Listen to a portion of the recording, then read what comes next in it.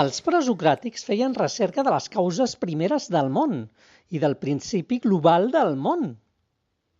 Després apareix Sòcrates, el més savi del món segons l'oracle de Delfos. Actualment el més savi seria Messi. I més tard tenim a Plató, que diu que hi ha dos mons. El dels sentits, que és pura il·lusió, que és pura merda, i el món ideal, de les idees. I arribem a l'empirisme d'Aristòtil, que posa en dubte a Plató, i pot considerar-se la fusió de la filosofia a la ciència, tal com l'entenem avui en dia. I aquí volia jo arribar. Aristòtil diu que molts bitxos sorgeixen per generació espontània dels residus. I efectivament, quan més carregada tenim la brossa orgànica, més mosquetes apareixen.